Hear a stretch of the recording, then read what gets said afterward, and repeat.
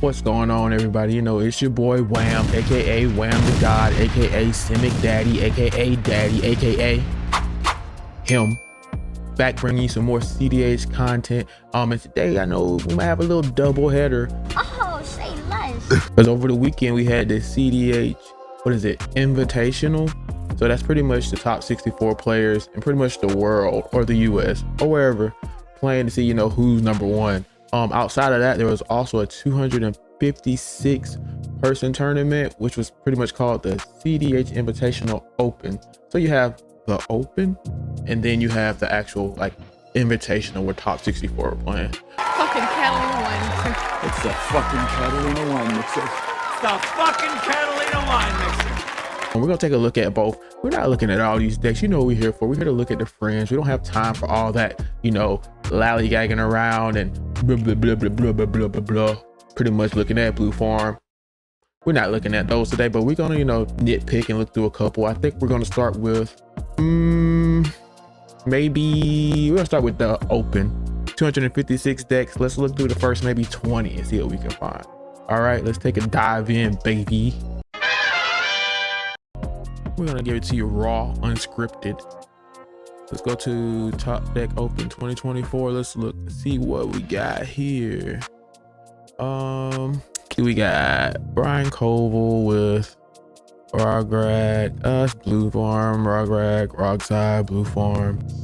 Keep going. Oh, here we go. Sefris of the Hidden Ways. Wait a minute. We found gold. Let's click on this one. Brian Lou Sefris of the Hidden Ways. Top Deck GG ABC EDH. Venture Time 2.0 cEDH Sefris by Dapper Dummy. Get a boy 10 for the name. Wild. I love it. Keep it fresh. Let's see what we're looking at. So it's Sefris of the Hidden Ways, and in case you guys don't know what this does, because I know I don't. Legendary creature, human wizard. What is it? Esper. Whenever one or more creatures cards are put into your graveyard from anywhere, venture into a dungeon. This ability triggers only once each turn. To venture into a dungeon, enter the first room and advance to the next room. So pretty much we have dungeon moving here. Okay, create undead. Whenever you complete a dungeon, return target creature card from your graveyard to the battlefield. So I'm guessing it's some type of Sefris loop. Let's look at this deck. I know it's gonna be a bunch of bullshit that I don't know what it does. And it's a battlefield, you take initiative. So just take initiative. Where's the dungeon? Where's that dungeon card? We can read it. Expand. Ah, here we go. I'm guessing it's Dungeon of the Magic Mage. Yawning Portal, gain 1 life. So I guess you just keep doing this until you know go through your deck and just draw cards and then play Thassa's Oracle. For sure there's some type of engine in here where it does this. I don't know how this thing works exactly. Maybe I'll get in touch with this person to see all the combos, but we'll look a piece at a time. I'm pretty sure Thassa's Oracle's in here. Let's look. No Thassa's Oracle. What is this deck doing? How do we win? Is there an Acer? Nope. What does it do? Must be some kind of hot tub time machine. I'm intrigued. Interesting. So just stacks, and then you venture into dungeons. And I know you set up some type of loop where you're constantly, you know, going into a dungeon and finishing it, and then it's probably some payoff and you're drawing your deck or doing damage. You're doing one of these two. I just don't know which one it is. But anyways, if we look through the cards, everything in here is spicy because we don't know what any of these cards do, and I love to see it. I like losing because I don't know things. I like losing because, you know, it's some new fresh fringe thing that happened and nobody really knows what to interact with. So it teaches you a lesson, makes you learn more. I like this type of fringe deck. Let's see. Yep. Lots of copying, lots of drawing, lots of removal, lots of targeted removal. I think this is very good. Targeted removal, stopping things from happening so you can do your thing. Toxrill. So if all else fails, you play Toxrill and just went through beats. I completely get that. Let's see. Demonics, you know, you have your tutors, rituals, you know, bouncing, essence flux, pretty much, you know, bouncing your things or, you know, flickering them, getting triggers again. Lost Mind of Pandelver. What's the last one do? Draw cards. So it's clearly you're drawing cards, making creature tokens. One of these is probably doing the damage to someone. There it is. That Sandfall cell. So I guess you do Tomb of Annihilation over and over and over and over and over, because eventually they're gonna run out of things to sacrifice and they're gonna run out of cards to discard. So they'll just die to you looping that way. So endless loops, but no Thassa's. Is there a Tainted Pact in here? No Tainted Pact. He doesn't want to exile anything. I guess that makes sense. You don't want to exile things and you can't do your loops. So this is pretty much winning through looping. With 30 lands, whew, and he kept it casual. I like this. Will I play it? Probably not, because I'm not really a big fan of playing Esper, but I like what this deck is doing. It's doing stuff that no one else is doing. Plus it runs Eagles over North. I'm a big fan of Lord of the Rings. Anything Lord of the Rings, you probably got me. This is kind of, dare I say, immaculate. This is spicy as hell. No wonder it won, or at least not won, but came in whatever place it came in. I think it was what, 4th or 5th? Like, this is wild. Interaction, gets the job done, does the thing. Okay, this deck's hot. If you want some friends, something new, something where you need to learn the line, something where, you know, every game seems to be a little bit different, I think this is it for you. Thanks for bringing this to the world, Dapper Dummy. Congratulations, by the way, too. All right, let's move on. Keep looking. All right. Who's next? Oh, Urabrask, great work. Here we go. Right at 20, we found them. Connor Matthews. I guess he goes by Romyr. Ramir. Ooh, that's exotic. Oh, damn, hold up. That's a French ass name, Yvonne. Yeah, my little croissant, little cheese on my croissant. My name's Ramir. That's like me. Like, my actual name is Paul, but you know, if I had enough margaritas, call me Raul. Like, it's spicy, baby. Urabrask, let's read them, because this deck I already know is gonna be crazy. Whenever you first cast an instant or sorcery spell, Urabrask deals 1 damage to target opponent. Add a red mana. Red mana, pay that. Exile Urabrask, then return it to the battlefield. Transform under its owner's control. Activate only the sorcery, and only if you cast 3 or more instant or sorcery spells this turn. Pretty easy to do. A 4/4 with first strike as well. Let's see to get those 4 spells, those 3 spells, whatever. Pay the red, flip it over. What does it do? It's an enchantment saga. Hard to interact with, I get it. As this saga enters, and after your draw step, add a lore counter. So the first one, the great work, deals 3 damage to target opponent and each creature they control. So that could be a mini board wipe, at least a one-sided, one-person board wipe. Pretty good if you're facing down some blue farms, actually. 2, create 3 treasure tokens. That's where the money is, literally.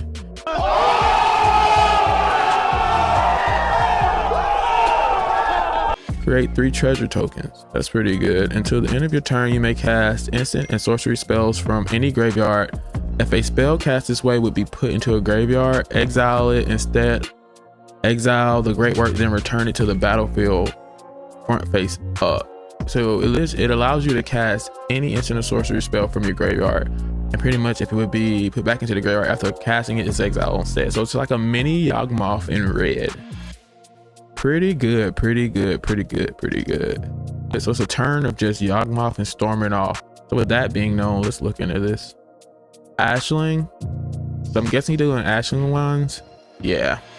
So the 3rd time you do it, you get red. So this just helps you, you know, keep storming off pretty much. It gives you card drop, because the first card you can, whenever you cast an instant sorcery spell, you know, you can discard a card and draw a card. So it lets you loot, fuels that breach, or not that breach, fuels that Yawgmoth that you may be doing. Also, it deals 2 damage on the 2nd time you do that, of course, and then for the 3rd time it gives you back red mana. That's pretty good. Keeps the breach line going, does damage, makes mana to keep you going on that Yawgmoth turn. I'm pretty sure this is on breach too, so it helps fuel the breach as well. Let's see, are we on breach? Of course we are. Everything is on breach if it's in red. I mean, why wouldn't you? What is this? Virtue of Courage. Whenever a source you control deals non-combat damage to an opponent, you may exile that many cards from top of your library.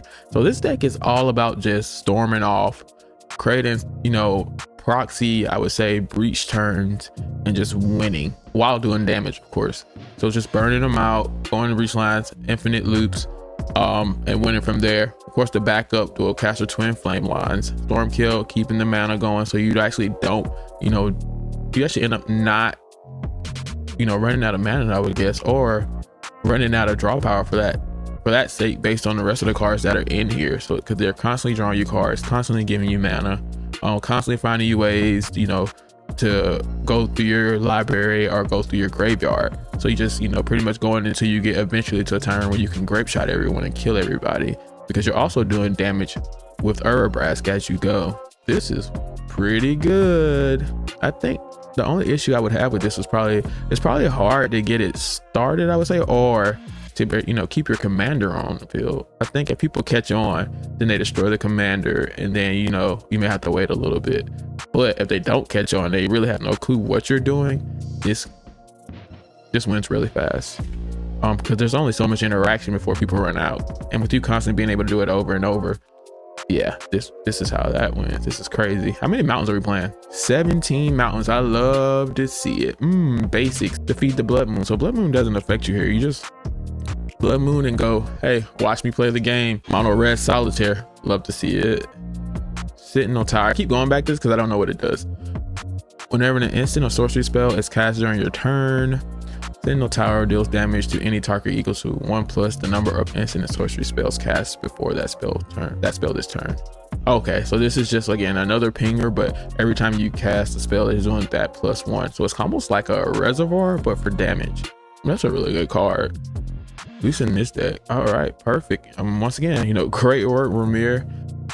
This deck is pretty good. Another fringe, you know, chaos causing agent of doom in the pod that no one, you know, would suspect until they're losing to it. I love to see it. Let's keep that going. Congratulations on your top 20 finish. You know, keep this going, man. Keep progressing on this. This is beautiful. I'm gonna try this one out too, man. I'm getting a nice little wish list of things I'm gonna be trying. I like this. Let's see. I think that's it for that. I'm pretty sure there are other, Winona, but we know Winona does. I think that's it for this. What's going on? As you guys can clearly see, we're still on the 256 open, and I think, well, I know what I decided to do is I'm gonna cut it off there at the 256, and then I'm gonna do another video on the actual 64 for the invitational. That way, you know, we keep things spicy and we keep it kind of within a time limit, because I don't know about you guys, but I'm not trying to sit here and watch no hour-long video. Like, we all have better things we could be doing. But anyway, with that being said, the second part is probably going to drop within a couple days of this one. So all things going good, as they should, I'll be seeing you guys then. Oh, please, by all means, let's keep it respectful. Let's keep it nice. Let's build a community. Thank you for watching.